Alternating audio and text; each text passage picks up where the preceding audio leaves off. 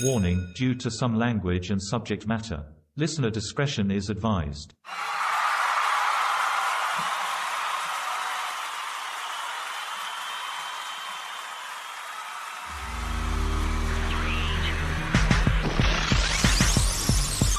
There is a great quote that says, "The thing about stereotyping is it's usually just throwing rocks into a crowd, hoping to hit somebody who deserves it." My next guest was a high school and collegiate wrestler who later went on to pursue a PhD in industrial psychology. But she also has the prestigious distinction of having a 10-4 mixed martial arts record. Currently, she is fighting in the UFC women's flyweight division, and just this last weekend scored another submission victory via rear naked choke.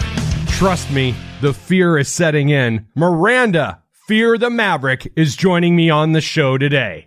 Ladies and gentlemen, this is Caught on the Mic.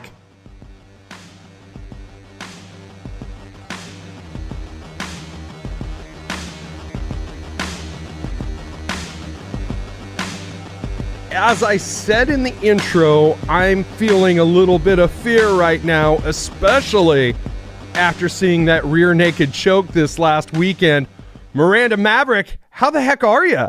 I'm doing great. Glad to be here. Glad to have you. Like we were saying just a few moments ago, we were talking before I pressed record, that shiner is healing nicely. It is.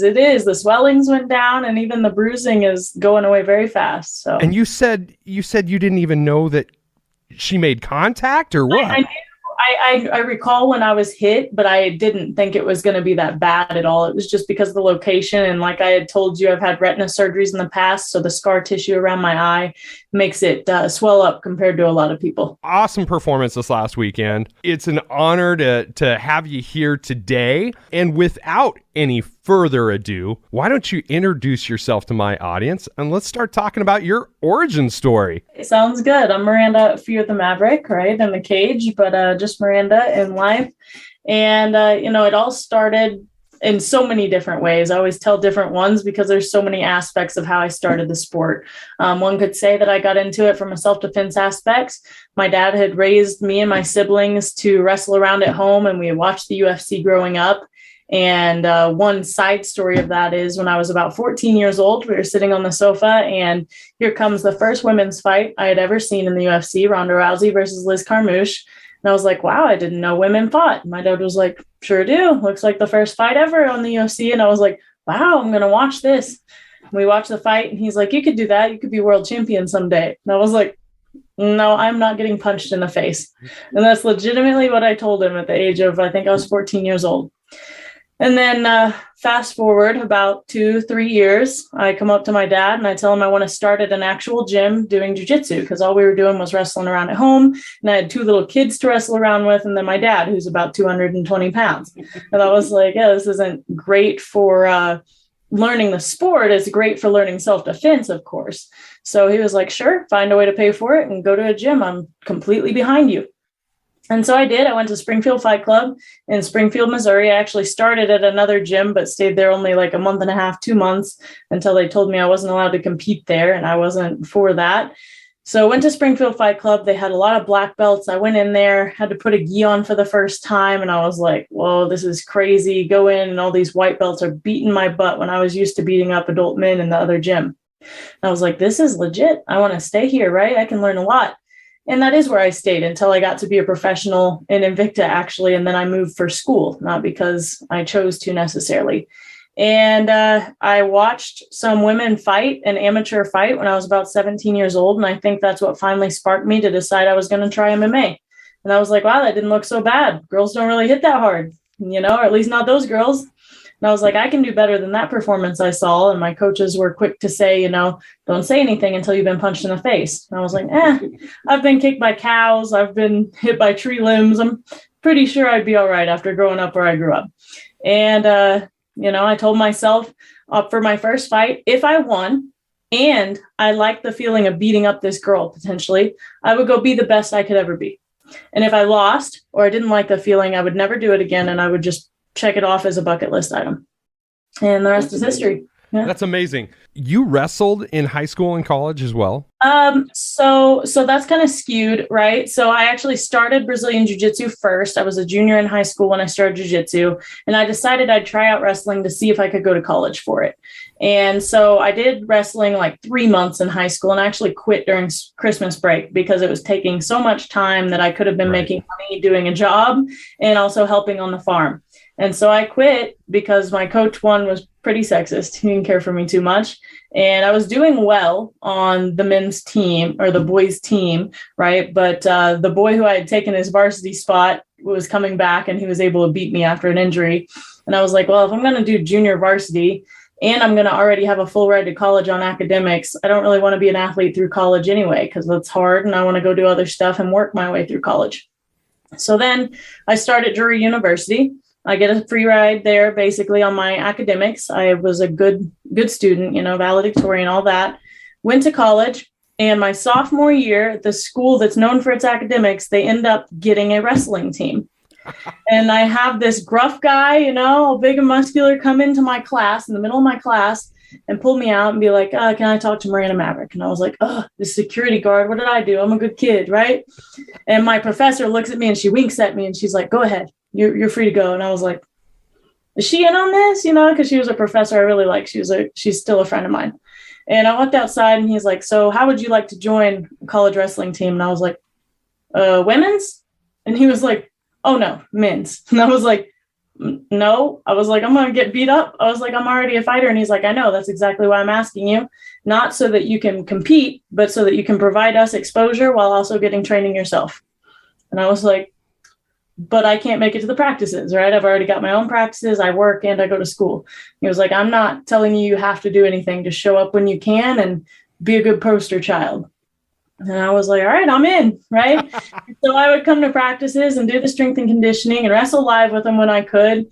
And he was an amazing coach for that, tried to get me to get along with the team, was always using me as an example for the guys and stuff. And I loved being able to learn from them. And I still think that's where a lot of the grit came from. But I did learn that I don't like live wrestling with guys because they'll try to break your knees in half. I'm glad you brought up the first issue where you talked about the coach in high school that was a little bit sexist, because you and I share a kinship in the fact that we're Midwesterners. You're originally from Missouri. I've got family all over Missouri. I'm actually living in Nebraska right now. I went to school in Iowa.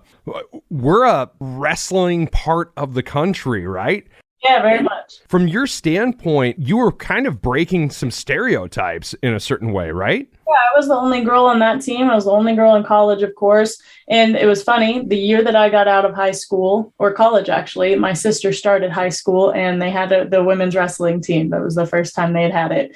And so she has gotten to compete as a women's team throughout her years in high school, and torments me because she's made it to state twice, and she's like, you never made it. And I'm like, well, I never got to wrestle girls, but fair. But yeah, for a while, and I don't want to say the whole sport's like that by any means. Like I said, the college coach was amazing. Right. It was just one of those things where I was kind of treaded on the feet of his boys, and able to beat them up. And I didn't even get to train with anybody but the other girl on my team until I finally pinned this boy in 9 seconds, my first ever match that I had. And then he was forced into letting me wrestle with the boys. But if the girl wasn't there, he'd just make me basically sit on the side or do warm-up drills. It was crazy, really. Yeah. You brought up academia, and I think one of the most interesting footnotes to your story, and I don't know where you're at with it. Are you still pursuing the PhD? No. So I'm actually finishing up my thesis, lost motivation for about a semester, maybe 2, working on it right now. And it's one of those things where when I get time, I work on it. I was pursuing my PhD, and May of 2021, I was given an ultimatum to continue my PhD or decide to do MMA by the school. Oh, no. And there was no reasons behind it. I still to this day, wonder if I should pursue legal action, but I'm not going to. It's one of those things where I'm just going to get it done, and I'll probably never go to school a day in my life again. And I think it ended up being for the best. I believe in God, and I think things happen for a reason. And it's one of those things I had zero control over. And at first I felt like I had failed, but in reality, there was nothing on me for that one. And so I moved on, and I literally moved a couple weeks later. I was done with it. I hated even being around after that had happened.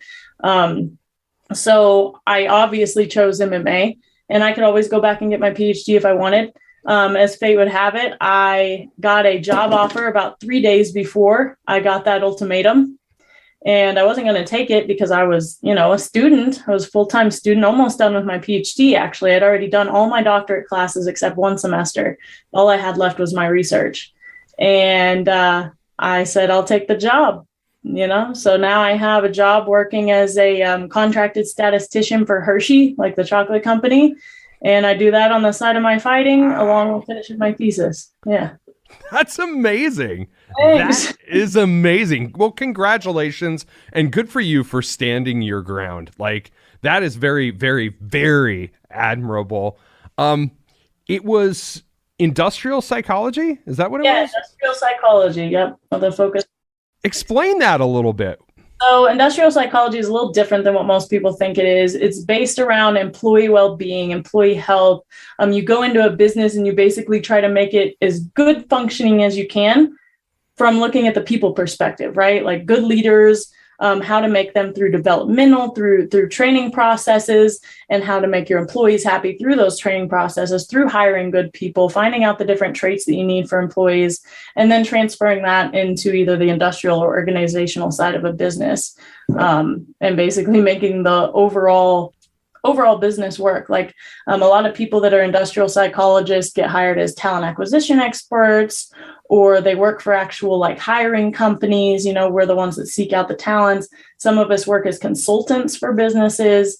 And then I somehow got into a spot where I'm a statistician working more in the commercialization side of things and the behind the scenes. Well, that's timely when you consider the employment crisis that's going on in our country right now.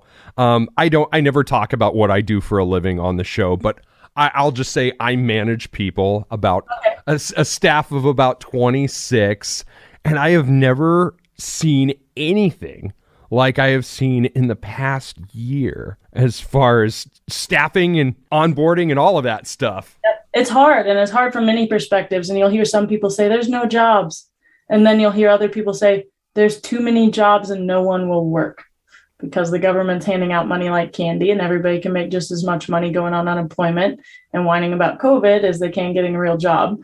I'll get into my political stance too much, but my mom's a general manager of a restaurant and she just can't get people to work for her that are worth anything because they'll just quit instantly if they don't get their day off, or we don't have good workers anymore, and they're not incentivized to work hard because of the crisis that these companies are having to go through and the regulations that they have to meet, all the way down to they can't be discriminatory, so you have to hire this many of this and that, and just every little thing politically comes into play with employment nowadays, that it's hard from both a capitalist perspective and an employee perspective.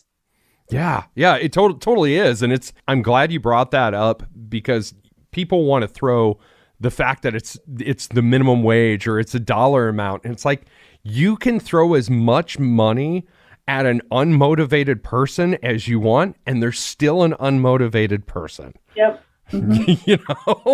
So like the way the mind works, specifically from a leadership perspective, honestly, it's one of those things that I love talking about this stuff. I love talking about the generation gap that's in the workforce right now, and how there's like 6 different generations in the workforce. And that's the first time ever happened in American history. I love talking about this stuff. Sorry if I'm nerding out a little too much. I could do the same thing. I could do the numbers. Oh man, I think you and I just became best friends here. So let's talk about your move to Colorado and what kind of inspired that. Well, I just told you about the school thing, right? Right. So I was already ready to get out of Virginia, get out of that environment. It was a little bit I wasn't happy there. I lived a long way from home. I'm getting to see my family once, twice a year, maybe my dad 3 times if he came to a fight. And I didn't like it. I hated it. And I met my current husband there, and he was in the military at the time. And the day that he got out of the military, we moved to Colorado. The day, like literally the day we got in a U-Haul and we drove to Colorado. And we were ready. We were both ready to go. And Colorado was the choice because it was all based around my training. and we knew we were going to go wherever the best training was. We're free birds in that sense. We don't have responsibilities that hold us down in any one location right now. And my career is one that is based on where I'm at, really heavily focused on finding a good training camp. So we sat down, looked at a whole list of the states, and first canceled off, like, I refuse to live here, here, and here, and then we went through and I'm like, okay, here's our list of 10 states that we might live in. Now let's find good gyms. And if they don't have good gyms in these states, we're marking them off the list. And we got down to Colorado and Florida, and we're considering Kansas City. But at the time, I chose just not to go there. Wanted to come where there's a lot of female training partners and just bigger camps, and wanted to kind of feel how it was to have a lot of coaches to choose from. That was very important to me, the freedom to choose my coaches and have good training partners. And when I say good training partners, I mean like high level females, not just females. Like, people will be like, oh, I want girls to train with. I didn't care about that. I cared about having girls that were in the UFC that know how to fight, that I'm not going in there and just getting my confidence given to me by beating up girls who are amateur fighters. That doesn't help anybody. And Denver ended up being the place I wanted to go. I see it as like one of the fighting capitals of the world. It's kind of crazy how many females and male fighters are right in Denver. And people don't even know it. They'll like see a UFC fighter every time they walk in the gym, if not 20 of them. Right. It's crazy. It is insane. I love it. Like, I make the pilgrimage to Colorado at least twice a year. And I first of all, how do you like living there? Just the scenery and the things to do. It's beautiful. One thing that we liked about it was moving here and seeing the health of people. And I know that sounds crazy, but living in the South most of my life and moving a lot, and even in Missouri, like, obesity rates are higher, and just people that aren't active outside. And out here, everyone is outside. Everyone's doing something active. And it's just such a high energy feeling out here. And part of it could have to do with the altitude, that helps with the health and all that in terms of like putting your body under stress and making you lose weight easier.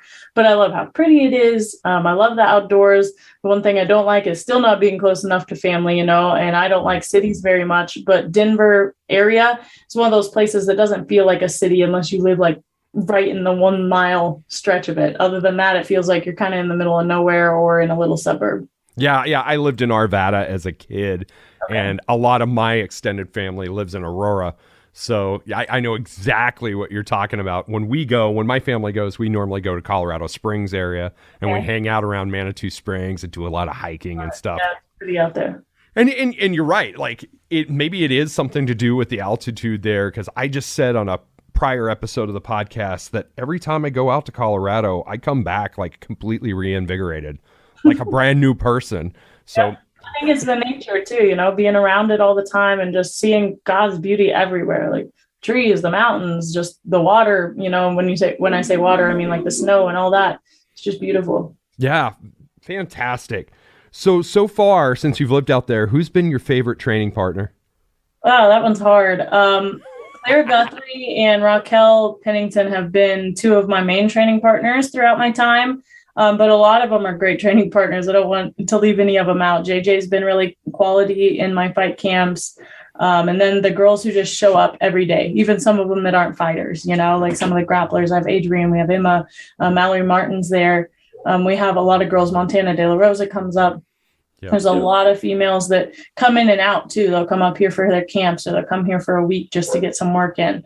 And it just keeps growing and keeps changing over time. And, some of the guys are really valuable too, that I train with at Pound for Pound, just a lot of people. And I like that some of them are my size. Some of them are a little bit bigger. Like Tisha, she's a little smaller than me, but heck, she's so fast. Like, you can get work with anyone. From your observation, from the time you were a fan as a kid and watching UFC with your dad, how much has the sport changed just in general? And then how much has the sport changed for females in such a short span of time? I'd say it's the same for both the guys and the girls in terms of evolution. Like, we have these people that are finally training when they're kids. It's crazy. Like, you have a sport that was only like, okay, I started doing this when I was 24, and it's like, okay, now they're in the UFC. They're doing great. Some of them are champions. And then it got to where if you don't start at 18, you're not going to be anywhere. And now it's, if you didn't start when you were 6, you're probably not going to get anywhere, unless you're a freak athlete. And that's what you're seeing, like coming up in the younger years. I started when I was 16, but I didn't start training any striking until I was I was 18 when I technically started, but I didn't get decent at striking until I was like 20, 21. And now we see, the Aaron Blanchfields, the Kay Hansons, they're all coming up and they've been training since they were children. And we're going to have more and more of those. So it's just going to keep evolving. And that's why I respect the girls who have stayed in there so long. There is Raquel, there's Tisha, there's JJ, all these girls that I watched when I was younger, and they're still there. Now I'm getting to train with them and be my rivals instead of just my, the whole saying, instead of just my idols. I agree wholeheartedly. Specifically the last 5 years, I think this is a sport that just grows incrementally year over year over year and matures year over year over year. And I can't recall any time in my lifetime where I've seen a sport evolve as fast as MMA has in general. And it's funny because that's starting to break some of the stereotypes. We were talking about stereotypes before. 10, 15, 20 years ago, there was a bad perception of a stereotype that MMA was human cockfighting. And now it's like high level athletics from start to finish. And the problem is there's still such a small population that sees it that way. It is still growing. And you see that, and even generationally, there's gaps of who's what and who thinks what.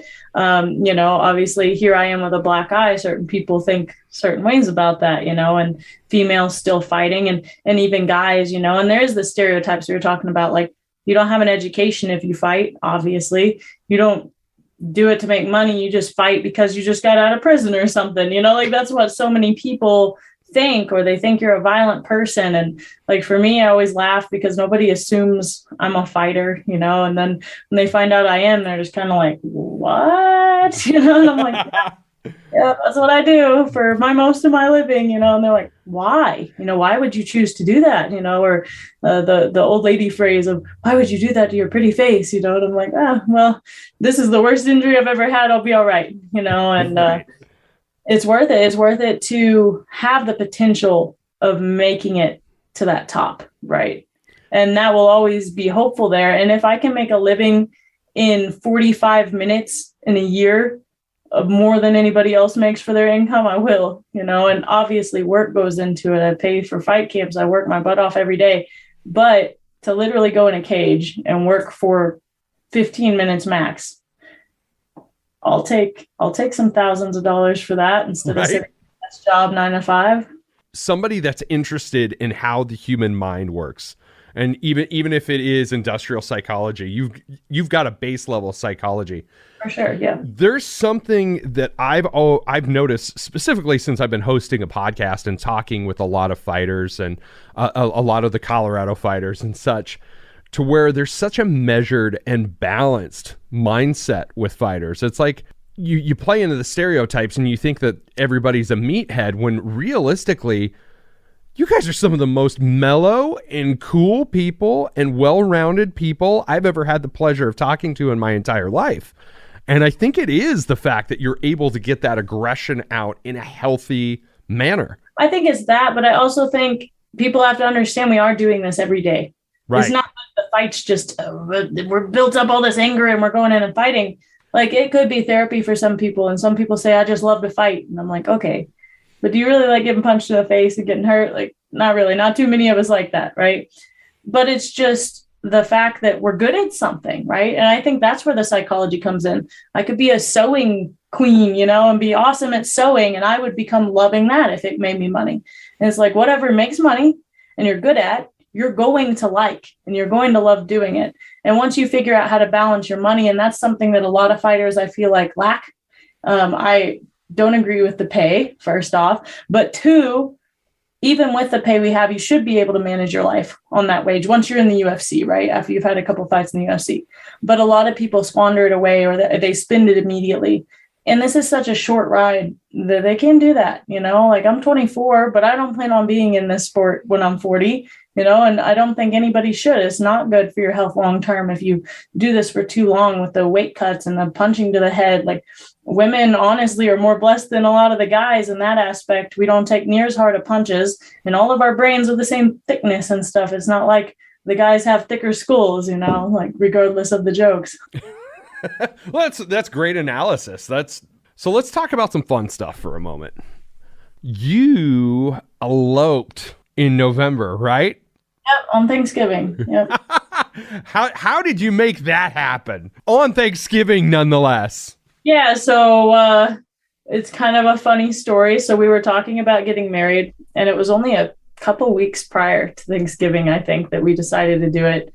And Pete was like, let's try to do it on Thanksgiving. And I was like, but that's pretty quick, right? Like, I was the one kind of pushing for it, but that was really quick. And I was like, why? And he's like, just to show appreciation, like, I feel like that's a big focus in our relationship and with God and everything, what we're going through in life. And I was like, good idea. And so I had a photographer that I knew that actually did photography for the fight promotion that I was commentating for, Sparta Media. And I contacted Jesse and I was like, I know it's Thanksgiving, but we could get it over with early in the morning. If you don't mind taking some pictures for us for a couple hours, I'll pay you, And so he came and took pictures, and it's kind of almost an embarrassing story, but we hired a pastor online because we didn't have enough connections here, right? And even the church we went to, nobody's coming off at Thanksgiving with their family to do it. So we got this older pastor that lived by himself, was alone, and he wedded us in the morning at 8 a.m. And then we went and took some pictures, and I literally rushed to training at noon and straight from my makeup on and everything, and went and got dressed in the locker room and went straight to training. So this is point number 2 where we're new best friends, because my marriage was 1 week's notice, and it was in our backyard, and we didn't tell anybody until the day of, and it was kind of a similar situation. We were just yeah. A phone call later that afternoon after I got back from training, and we were like, all right, let's call the parents, let's call the family. And we disguised it as we want to talk to everybody for Thanksgiving, do the little prayer in a circle thing, and we want to participate too, even though we're not there. And so that's what we did with both of them. And when it came our turn to say what we were thankful for, we told them what we did, and both were super happy for us. We're still having an actual wedding in October on my family's farm. So I'm really excited about that. But, we thought it was time to just go ahead and do it. We were already living like we were married. Nothing really changed from us getting married, which, we could give advice to future couples to not do it that way. But that's how our life was. And we figured, why not? Why go with our timing instead of God's? We're just making it convenient for us instead of doing what was right. Yeah, do what works for you. I'm sure you get asked a lot what kind of advice you would have for younger fighters. I'm going to put a spin on this. Okay. I have a 14-year-old daughter. Okay. She is in Taekwondo. Okay. She is naturally gifted. She is really good at it. Okay. And me being the fight fan that I am, our Saturday nights, every Saturday night, we treat it like the Super Bowl. We order wings. We do I'm sure your upbringing was very similar. You're watching the fights with your dad. That's what my kids do with me. But my 14-year-old, she is just naturally talented. She doesn't have a bit of interest in pursuing that talent whatsoever. And I'm like, get after it, Lizzie. You're so good. What type of advice would you have for somebody in that situation?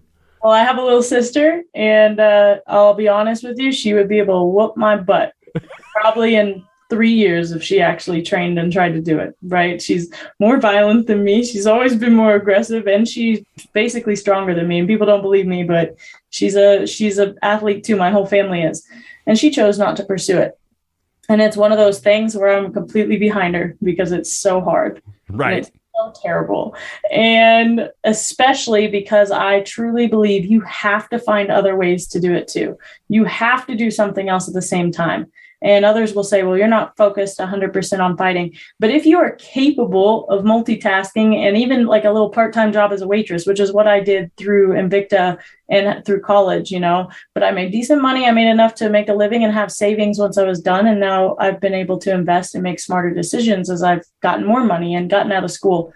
But find another avenue because it's only going to last so long, right? If you're 18 years old and you're like, this is all I want to do, I'm dropping out of everything and I'm doing this, it may work. It may. There's cases out there, and I'm not saying, people will be like, oh, she said that the way you did it's bad. I'm not saying that, but there's very slim chances that's going to work. I know plenty of people that tried and failed, and now they're back to being some waitress somewhere. I'm like, well, you could have done that anyway the whole time, and now you would have had job history and you could be manager there or something. So do something else if you pursue it. And if you're not going to pursue it, then don't. But if you do, you need to have like full discipline, right? It takes so much discipline. And I think that's kind of where my sister sidetracked too. She's like, I'm not willing to put in what it takes to get to that level. And I'm like, that's fine. You do what you want. You have to be committed. So, I wouldn't push anybody into it, but my children are going, future children are going to learn jujitsu at least so that they can defend themselves.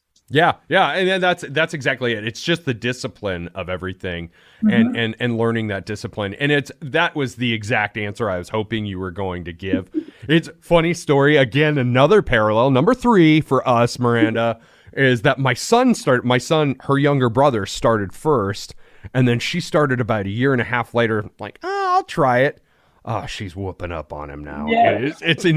I will watch her and testings and everything. And I'm like, dude, really? Come on, Lizzie. But she's got her fingers and everything. She's in musicals. She's doing art. She's doing this. So it's like, I said, and my dad torments me over it. When you have so many talents, it makes life almost harder because you can't decide which irons in the fire you want to keep going. Right. So what's in the future? What do you hope happens, say, 6 months from now? Well, I'm hoping to have a fight, renegotiate my contract, get another 4-fight contract with the UFC, get paid a little bit more in the meantime, and hopefully get up into that top 15 area. If they're not going to pay me enough, I don't care about going to the top 15. I'll keep fighting whoever I can fight till I get paid enough money to be worth going to the top 10, top 15 girls. I was already there and I didn't get paid enough definitely when I was there. And now I'm back down from what I consider to be 1 loss, but in some people's eyes, 2 losses. One. And, but I'm just waiting for another fight. And on the side, of course, I'm going to be investing my money in what I need to invest it in, hopefully paying off a piece of property that I bought and working on kind of purchasing another with my siblings and perhaps starting a business from there. I'm already working on my own gear and starting like a manufacturing thing on the side for shirts and gloves and things like that. Not just my personal brand, but to where the general public will like them. And people can see that on my Instagram and stuff. Shameless plug. And like the Instagram shop and stuff. But that's a side thing I'm doing. I do seminars. So if anybody wants me out at their gym, I gladly come out there, travel paid, and come teach whatever I can to people. That's one thing I've loved doing that I started last year. Last year. And I've done about 30 since then. And I absolutely love it because I get to share my knowledge to kids, to women, to the guys that are fighters, and at least make some good in people's lives, hopefully, even if it's a couple. Yeah, that's fantastic. And speaking of those 2 really 1 loss, do you want to run it back with Macie Barber? Of course, but she doesn't want to run it back with me. So I guess we'll have to meet later down the road. I've already tried to get a rematch with her and she's gave it a very staunch no. Jeez. What do you have to do to make that happen? Well, I don't think she won't have to say yes until we become like top 5 and have to like fight for contenders. So I doubt she fights me again. Why would she? I don't blame her. Right. So is there anybody else in particular like closer to that ranking that you have your sights set on? For them to give me an offer, but as far as in the rankings, wouldn't mind fighting Jessica I wouldn't mind fighting Joanne Calderwood. She's a little bit further up there, both of them, but I think it just comes from which matches you get, right? Rankings don't always mean anything. Exactly. But there's a lot of girls that aren't ranked that I just, raise their hand, I'll fight them. Well, hey, I'm going to give you an opportunity. Shameless plug. Plug whatever you want. Plug away. All right. Get to double plug now. All right. So on my Instagram, it's at Fear the Maverick. Twitter's the same. Facebook's the same. Go there. I have an Instagram shop. I have a Facebook shop. And then I have fearthemaverick.net. They all have the same gear on them. Hats, shirts, boxing gloves, shin guards. My boxing gloves, I'm starting to do some really neat designs. I just got done coming out with a camo one that says Focused Hunter on it with like a deer and stuff. Another one that's called Darkness Awaits. I thought it was kind of clever, and it has like a galaxy with like yellow cat eyes on it and stuff. So really neat designs that I'm trying to come out with for that. And then also, if you guys want to donate or go there and shop, or even donate to the wedding registry that I have, just message me. Would love that. And hopefully, since they delayed the release of it, they can work you in a cameo in Top Gun 2, right? That's right. Exactly. I still haven't even seen my own walkout. They said it's on Fight Pass, but Fight Pass is having glitches. I tried all day looking for it. I'm not joking. I was sitting at my desk at work and I was like, I gotta find this walkout. It's not on YouTube. It's nowhere because supposed to be Fight Pass, but Fight Pass is like having a glitch. It won't even show from the other night. ESPN didn't show the walkout. Obviously, that kind of frustrated me. That 3 walkouts in a row they haven't shown of mine. But well, I tell you what, I'm glad we got to connect for this. This is a lot of fun getting to know your story and getting to know you. And I think we should do this again sometime. What do you think? Yeah, absolutely. Let's do it every fight or something. Absolutely. Yeah. You have my contact. I got yours. Miranda Maverick, thank you for doing the show. The world is a better place with you in it. Thank you. Thank you. I want to take this opportunity to once again thank Miranda, Fear the Maverick, for doing the show today. Fun story about her. I had been messaging back and forth with her on Instagram for a few days, and this came together really last minute, I think within like 6 or 7 hours. That's awesome. That just goes to her intestinal fortitude. She's awesome. Check her out at Fear the Maverick on all forms of social media. And while you're checking out people's social media, make sure you give me a like and follow on all forms of social media as well. And check out my website at www.caughtonthemic.com. Give me a follow everywhere. It would be much appreciated. Make sure you give me that 5-star review on Apple Podcasts, and now Spotify also has a rating system. This has been Caught on the Mic with Michael Clark. I'm Michael Clark. Until next time, thank you.